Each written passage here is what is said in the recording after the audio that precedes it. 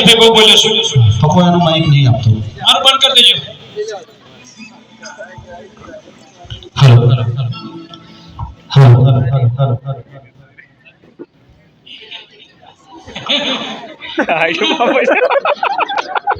જો live show ક્યાં જવાનું મને કંપની એટલા માટે પણ નહીં આવું તો પહેલા તો હતો વડનગરનો વર્ષ અંતર્ગત ગુજરાત પ્રવાસન નિગમ લિમિટેડ દ્વારા આયોજિત એમ કહેવાય કે આ સિઝન 3 છે 3 સિઝનમાં આવ્યો છે.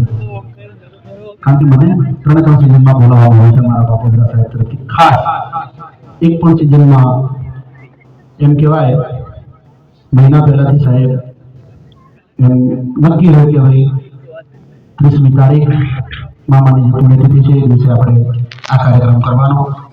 આ વખતે થોડું વરસાદનું વાતાવરણ નવરાત્રી દશેરો બધું હતું એટલે આપણે એ તારીખ પર ના કરી શક્યા. ગાવાનું છે પણ થોડું બોલવું પણ છે.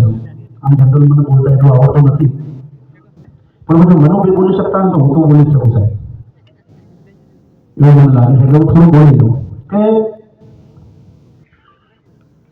અહીંયા સાહેબ શ્રી અમારા કમલેશભાઈ વૈદ સાહેબ, રવિ સાહેબ, અમારા ડૉક્ટર સાહેબ, પીઆઈ સાહેબ, બધા જ મહેમાનો એ બધાને પહેલાં પ્રણામ. કારણ કે મારે મેઇન વાત ઉપર લેવું છે.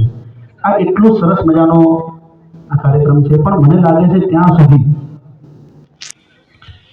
જે આખા ગુજરાતમાં ખબર હોવી જોઈએ કે આ રીતનો એક કાર્યક્રમ થાય છે હજુ નથી, બધા સુધી નથી પહોંચી ગયો. એ આવતા વર્ષે મારે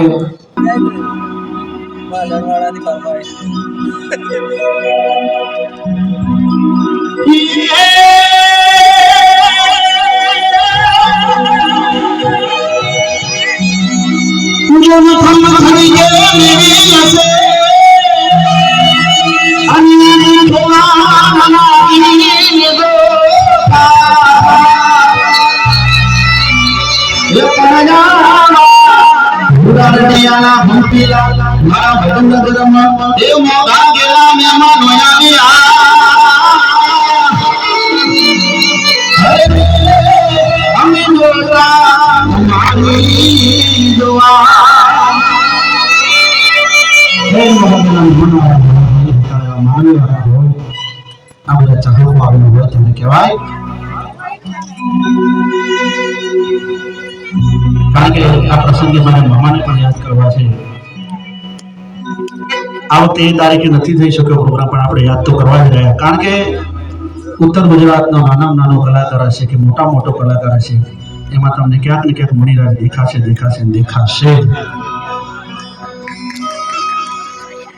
કારણ કે બહુ બધું મેળવ્યું છે કલાકારોએ, ઉત્તર ગુજરાતના કલાકારોએ ખાસ કરીને કે ઘણું બધું શીખ્યા છે એમની જોડેથી. કમલેશભાઈ વૈદ સાહેબ મારી પહેલી જ કેસેટ એમના સ્ટુડિયો ઉપર બનેલી જ્યારે હું